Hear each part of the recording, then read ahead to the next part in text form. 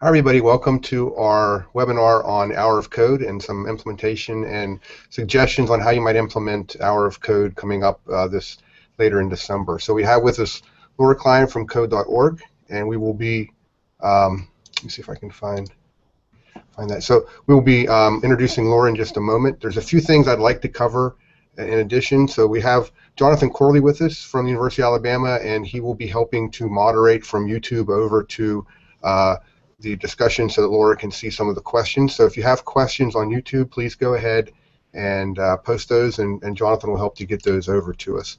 There is just a little bit of an introduction I wanted to mention in terms of some other things that we'd like to let you know about. Can everybody see this? It's coming through now? Okay, so some upcoming events. We have some code.org K5 workshops that are already scheduled. So we have two in December in Florence and two more in January in Shelby County. And some of those are getting full or already full. So check those out. And then also, if you're really interested in doing a code.org K5 workshop in your area, please write to me, and we'd be glad to talk about hosting one for your school system or in your general area. We also want to mention the NCWIT Aspirations in Computing Award. So that's with in collaboration with NCWIT, and University of South Alabama will have one, and we will also have an award ceremony in Tuscaloosa. So the deadline is really soon. November 4th is the deadline for that. And the award ceremony in Tuscaloosa, we're really excited to have Dr. Nan Bowden, who will come in and be our keynote speaker for that. She's the director of Google Engineering, and she's also a native of Athens, Alabama. So she's really excited to come meet some of the young women who are our NCWIT award winners. So please check that out. And in conjunction with that, in April, we will also have our Alabama Robotics Contest. So we have generally 60 teams, about 350 students, and another 300 or so parents coming in. So the details of that are on this website right here. So please check those out, and my email address is there if you'd like to discuss any of these other options or some of the other activities. All right, so we're really happy to have Laura Kline with us. So she's coming to us from Seattle, and I'm not sure if many of you have heard, but Laura actually is a graduate of the University of Alabama, so really a special case to have her back virtually to visit us here in Alabama. And Laura did some work with Teach for America, and her official title now is Product and Marketing Manager at code.org, and she's also the project manager for Hour of Code. So I'm going to go ahead and pass off the Hangout to Laura, and she has some slides and some suggestions to offer to everybody. So welcome, Laura. Hi, everyone. I'm really excited to be able to do a Hangout on air specifically for teachers in Alabama. As a former teacher myself and a native of, SEC football, I love to be able to interact and hear from everybody back home. So I've been with code.org for 3 years now, and this will be my third year product managing the Hour of Code campaign. It's something that no matter how much other work I get, I tend to want to work on this every single year because it's gotten bigger and bigger and has been so much fun to watch and see everything that teachers share. So I'm going to share some PowerPoint slides with you today about best practices and information for the Hour of Code. I will give these to Jeff after, so he will be able to send them out. And as always, you can go to thehourofcode.com and find you can download these there and find a how-to guide for educators. So I'm going to go ahead and share my PowerPoint.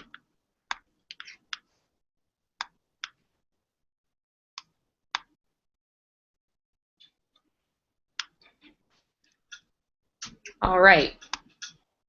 So the Hour of Code was launched during Computer Science Education Week in 2013. Since then, we've done it last year and we're doing it again this year. We've had over 100 million students around the world try an Hour of Code tutorial, and we've had over 70,000 educators sign up to bring it to students. Most teachers worry that teaching an hour of code is going to be something that they have to spend a lot of time organizing and preparing for, especially if they aren't familiar with computer science. But the great part about the Hour of Code is it's just that simple. It's starting with 1 hour, and it's all about learning along with your students as well. So I'm going to share some best practices that educators over the past 2 years have used to create amazing, awesome, unforgettable Hour of Code events. This PowerPoint will be available for you after, so you will be able to see everything again. So the first step is just to plan your Hour of Code. And this is simple. Envision the experience you want your students to have from start to finish. You know, are you wanting to do unplugged activities that are going to be offline and require paper, pencil, cups, or gumdrops? Are you going to be using laptops, or are you going to have them doing both and organize them into groups or have them pair program? So those are all things to think about. You'll want to sign up at thehourofcode.com. Number one, to get your event on the map. I know it's exciting for teachers to see them listed. I love skimming through the list of schools participating in states that I've lived in and see schools that I've been to. And this also, what's exciting this year, and we announced last week, was when you sign up at the end of the Hour of Code after December 13th, we'll send you a short survey and you'll be able to select either $10 to Amazon, iTunes, or the Windows store. So those are prizes for all organizers who want to host an Hour of Code this December. We also have seen whole schools participate and districts participate. So if you're thinking about your whole school participating, you'll want to make sure you absolutely indicate that when you sign up. And when you do that and say your whole school's participating, you can enter it to win $10,000 to Donors Choose for your school. So every year we select one school from each state, a total of 51 schools, and award them each $10,000 to Donors Choose so they can buy things like iPads for their classroom or manipulatives to teach the unplugged activities or 3D printers to get really creative. The second thing you'll want to do, especially if your whole school's not involved, is promote the Hour of Code to other teachers you know. Encourage them to do it.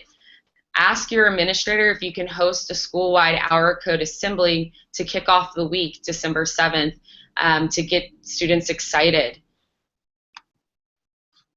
It's great ways to drum up excitement when you do an assembly. You can also bring in local politicians or local industry leaders who are active in the space and are seeing how technology is impacting their careers, and have them come talk to students so students can understand context of what they're going to be learning.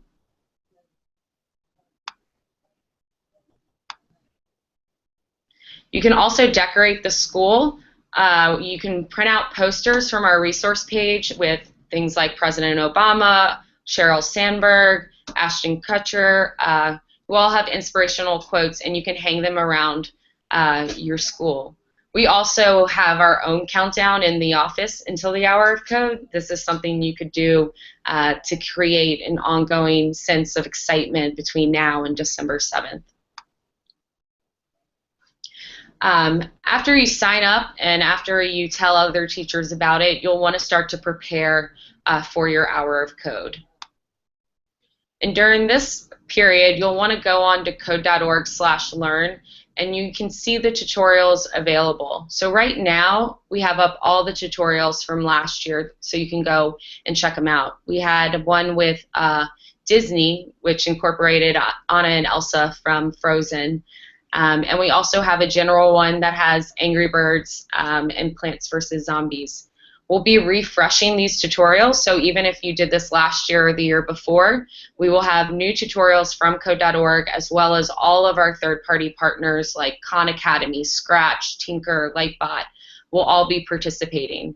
So you can get an idea of what to expect tutorial-wise by going there now, and mid-November we'll refresh this page with all new tutorials for you to try and pick out.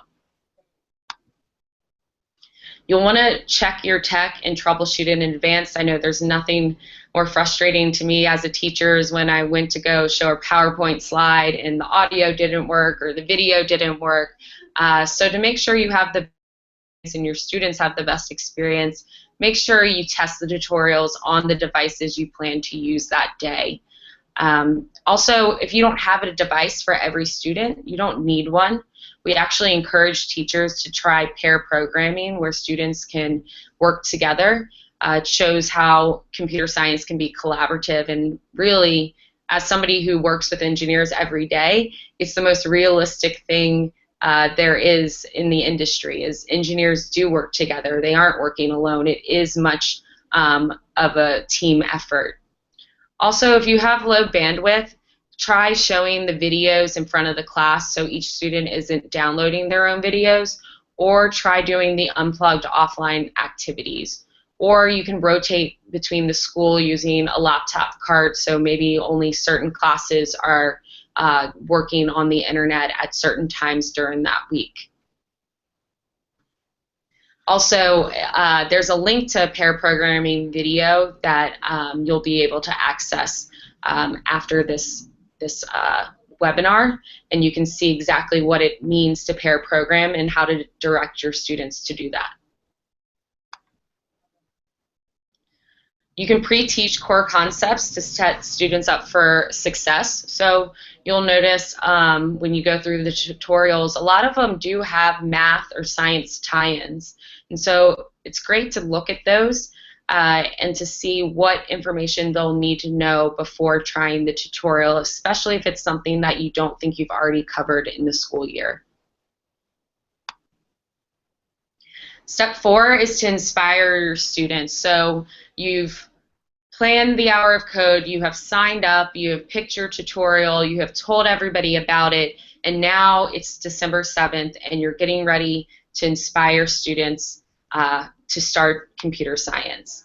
So we recommend kicking off with an hour of code school-wide assembly. And this is when you can invite those local leaders and people from local university students who are learning to study computer science, or parents. You might have a parent who works for NASA. I know that's based out in Huntsville, or the Mercedes plant. They're all using technology to create things, and it helps for students to see how what they could be learning in computer science can relate to their jobs later on down the road.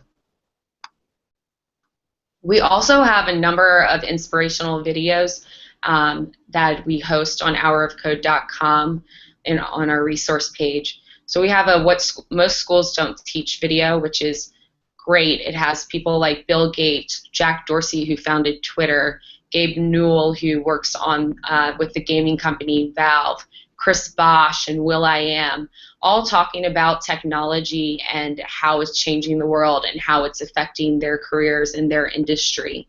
We also have our Hour of Code is Here launch video that we made in 2013. This is great for younger students. It has, once again, lots of celebrity star power and is very inspirational and exciting before you start jumping right into the content. You can also discuss how computer science impacts every part of our lives. So it's rare that kids don't have cell phones these days, or an iPad, or their own computer. But even beyond the technical devices they're using on a daily basis, doctors are using this in the operating room. My dad is a surgeon, and he uses robotics to operate on his patients now. It's very rare that he's not using technology. There's interesting things happening in space, especially if you are located near NASA. Talk about how that affects their lives. And then also things they're really familiar with is animated movies. Animated movies are using computer science. There's no longer somebody drawing out every scene on a sketch pad. It's all through technology.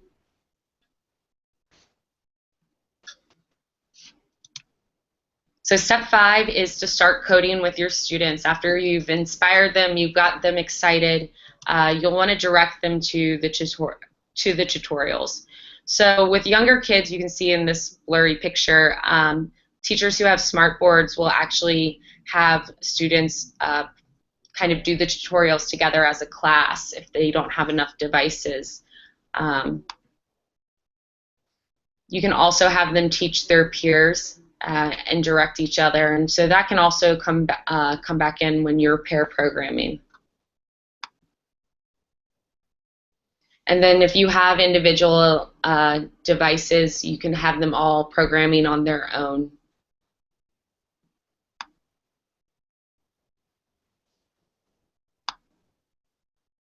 There's also unplugged activities. So for anyone who's unfamiliar with what an unplugged activity is, these are activities that don't require computers or any type of technology. They use things like paper, pencil, gumdrops, toothpicks, cups, all sorts of manipulatives that you can either buy at the grocery store or print out and create your own. And we have a number of these that you can choose from. And I tell all the teachers, even if you do have the technology devices, the unplugged activities are really great to see and fun for kids to do, especially little kids who love to move around and interact. They're really great, and I love watching kids do them, and they make for really awesome pictures. So these are more unplugged activities, the students using cups, and then this is a Make Wonder robot that I think is fairly good price that you could also purchase for your class. And of course, we always recommend taking pictures. We want to see your pictures, and we want you to tweet them at code.org. We love seeing them. It's after working on this campaign for 3 months straight, there's nothing more rewarding than seeing all the excitement from kids all over the country and all over the world doing this.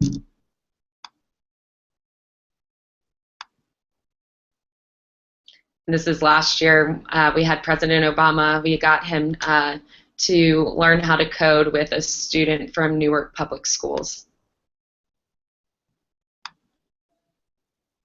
Here's another picture from an event that was tweeted at us.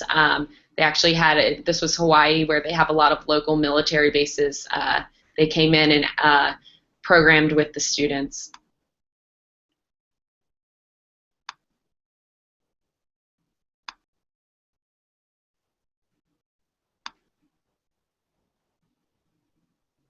And even if your school doesn't have time to do this during the day, find the after-school clubs. See what students can stay in at recess.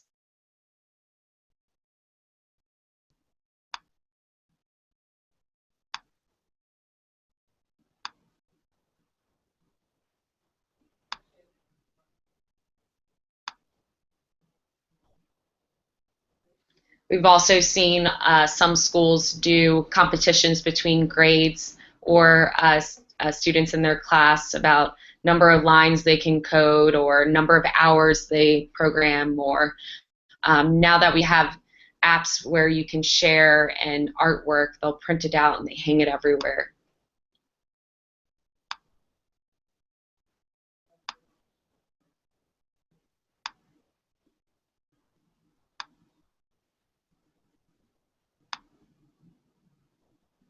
So as you can see, coding, all the pictures we see are multiple students interacting with one another. It's very collaborative and hands-on.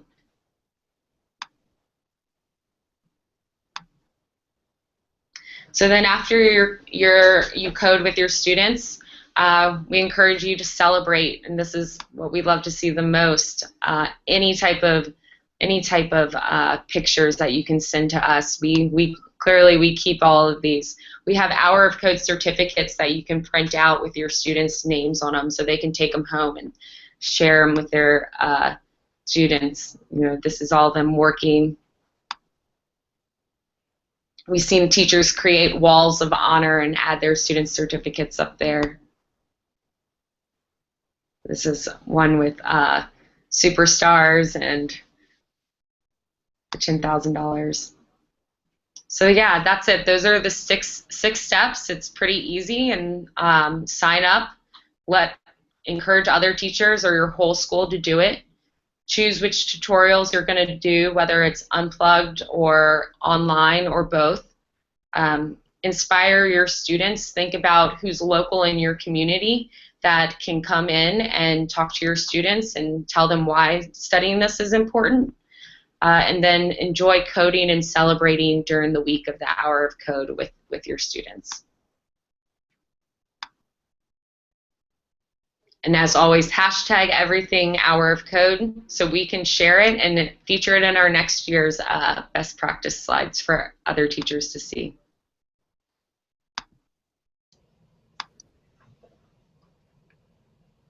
Cool.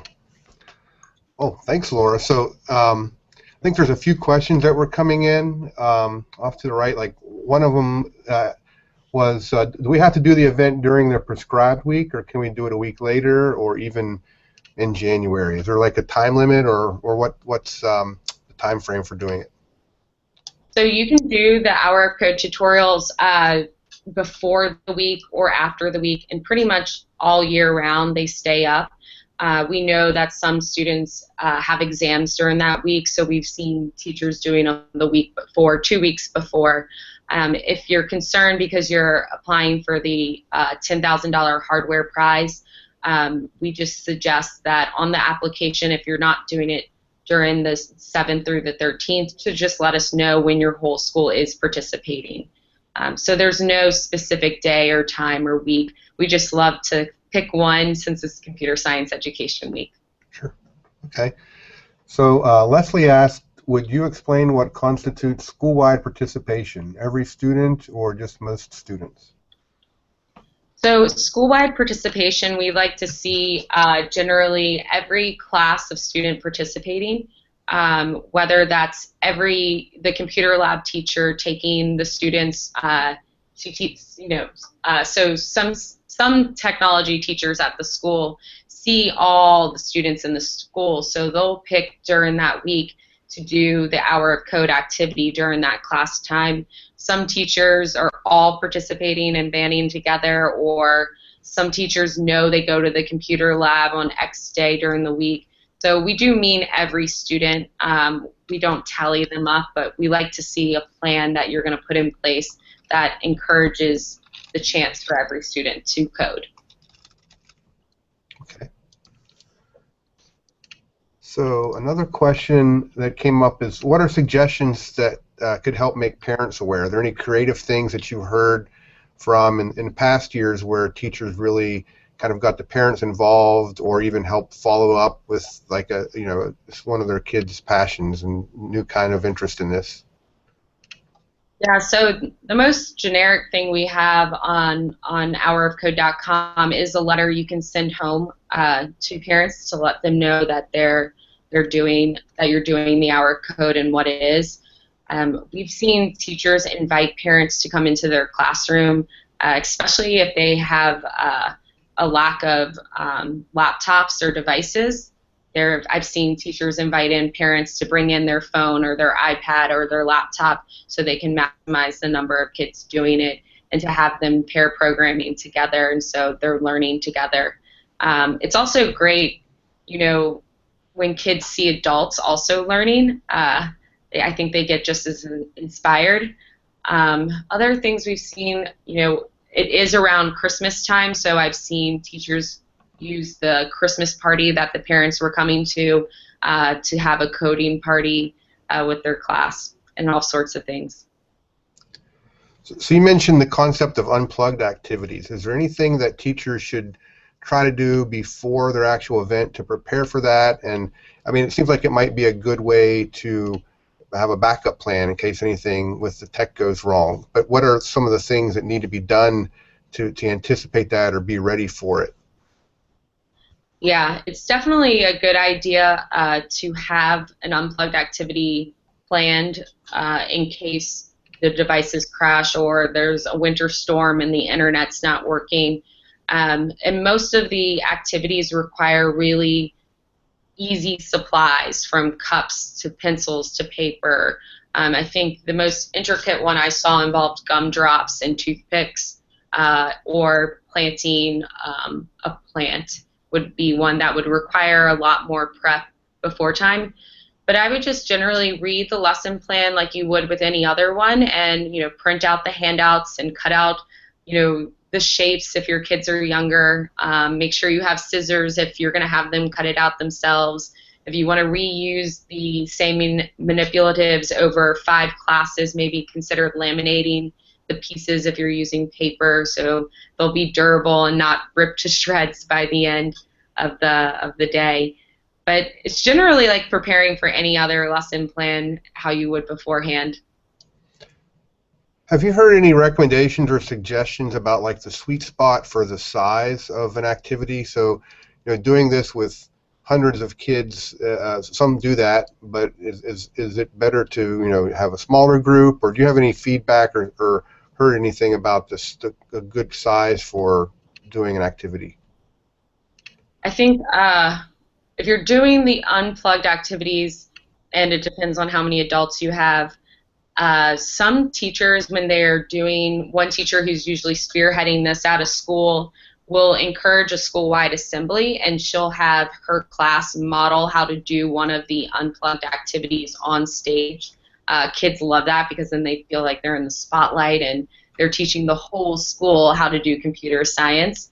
And then those teachers feel more comfortable seeing you act it out as well, and then having them go off into their individual classrooms and doing it in their individual classes. Even with the unplugged activities, you will want to think about smaller group sizes within your class. So 4 to 5 students is generally a good group size for an unplugged activity. There also, I highly suggest, if you're going to be doing online activities, to go with pair programming with students. It's a great way to limit the number of questions that are being asked directly to you. We all know students, when they work in groups, they can work better together. And I think it's a lot better example of what it really means to program, because I think a lot of students think programmers are these guys who are in the basement with huge headphones on, programming all night, and really that's not the reality at all. It's, all different types of people, and if you're building something awesome, it's going to take more than just one person to solve the problem. So I highly suggest, even if you have enough devices for your students, to try pair programming and to make sure that they switch roles of being the driver, showing, doing the movements, and the other one directing them. And the video that we'll share after really gives a great overview into what pair programming looks like. Yeah, I think pair programming also helps with equity and like gender issues even. So if you have some of the males in the class who might be kind of dominating the keyboards, it kind of is a nice way to equitably share the kind of opportunities. So see, another question coming up. So Benjamin asks, when students are doing hour of code activities, does the level of difficulty auto-adjust for each student based on if they're getting most questions correct or incorrect? No, the code.org tutorial doesn't. That would be really cool if we could do that. And I wouldn't say that down the road, when we build more assessments, we probably will look to doing that type of logic. But the stages for the code.org tutorials are stage by stage, puzzle by puzzle, and they don't adjust. But the good thing is there's so many options that even those students who are going to whiz through the first tutorial you give them, there's so many other ones they can go on to do, whether it's our curriculum or it's one of our kind of sandbox ones where they can be drawing and creating stories and games and share with their friends, or if it's a third-party group. There's a lot of variability and options. So I would also encourage the students who do fly through, pair them up with a student who maybe has never done it before, or have them help other groups if they finish early. Great. So Becky asks, where can I find the unplugged activities for very young students? So the unplugged activities are on code.org/learn. And if you scroll on that page, you'll see no device or internet, try an unplugged activity. And we have 6 up there already. The one, I know My Robotic Friends is very popular. The other one that I know is very popular with young kids, I don't know if it's up here. We're going to be refreshing these tutorials, especially our unplugged ones, is the loopy dance. It's probably not up there because it probably doesn't take a whole hour, but it's a great one to share for little kids, and I think Jeff actually has the link to that one. Yeah. Yeah, we do that with all of our K5, and you actually star in that one, right? So you're like the person in the photo. So, Yeah. so what could community members or industry, local industry to help beyond, if they're not a classroom teacher, but they want to somehow get involved? What are some creative things that you've heard of others do in the past? So this year we actually, and I forgot to mention this in the slides, this year we're doing a teacher engineering match, or we're trying to. It's the first year and we're a small team, so everything we try is trial by fire. So right now we have been reaching out to engineers at Google and Microsoft, and all over, asking them to sign up to be matched with a teacher's classroom. So if you know of anybody who is an engineer who is going to come to your class, but they want to make sure they can go to other classes, they can sign up on this volunteer form, and I'll share the link with Jeff after. And even if there aren't any other local classrooms around them, they could video chat into one. And I think I met this engineer from Microsoft. He grew up in Mexico, and his friend is a teacher down there doing the hour of code, and he's going to Skype into their classroom that week to tell his friend's students, like, hey, I grew up right around the corner from you guys. I studied computer science, and now I'm here in Seattle, and I'm working on Microsoft Excel. It's this huge program that millions of people all over the world use, and he's going to kind of inspire them that way. So that's one new feature that we have, and we'll bring together people kind of worldwide who want to reach out and inspire more students than just who they know locally. Okay. So there's some schools in Alabama at high school, like they're taking the AP course or some other rigorous computer science, and they're going out and helping to do hour of code either in middle schools or elementary schools. I'm not sure if you've heard of others doing that, and if there's any kind of suggestions or thoughts on what might, because it's kind of like a mentoring model, right? So it's kind of an effective kind of way to do that. Have you heard about other practices along those lines?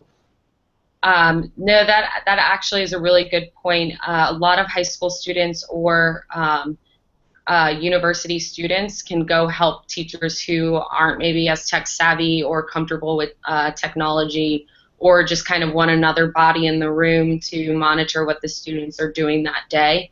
Trying to think of other things besides the volunteer match, reaching out to older students. I'm not sure if anything else comes to my mind. Do you have any ideas? Well, actually, I think some of the viewers right now are UA students watching this, and our finals week is right during the hour of code. So I think some of the students are planning to go back to their homes, after finals are over, and then go back to their high school. So that's another kind of thing where, even if you're in college, you can go back and revisit and go to your schools. So similar to that, what can you mention some things to do after the hour of code? So we get all this excitement going, and maybe the students go off for their winter break, and they come back, and then what's next? Yeah, so this is the most exciting part, and the real purpose of the hour of code is that teachers and students love it. They realize this is something that they can do, that's something they want to do, that they understand the importance of why they should expose themselves to it. And now it's like, what do I use? So code.org/learn/beyond has a whole list of third-party groups that have longer curriculums. But code.org itself has a curriculum online for elementary school to beginning middle school students. And so Jeff Gray actually does a one-day in-person workshop that overviews this curriculum. And what's great about this online curriculum is You can add students to your teacher account. You can track their progress. You can see how they're doing on each level, and you can organize them so you know where they are. The middle school curriculum and our high school curriculum isn't open access online at this time. It's in beta and we're still testing it out.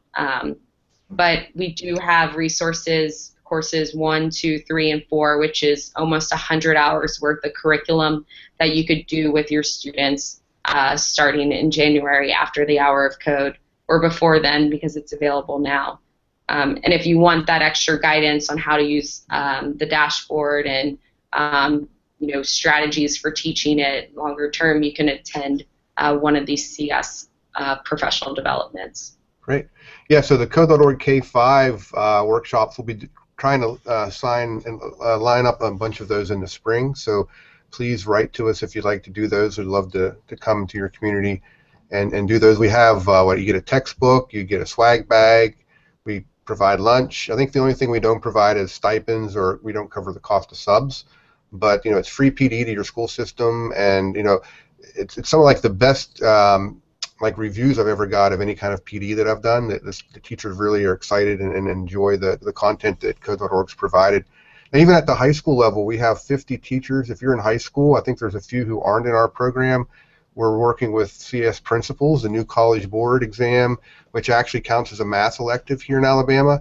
And there's also some discussions that even further down next year could also involve Code.org. So there may be, we're training 50 teachers now, and that's coming to a close. So we're looking for partners to do that. And there's some discussions on that we may be able to talk about at some other time. But from high school all the way down, lots of fun stuff to follow up with, right? There are. And I can share more links after with Jeff where you can find that information.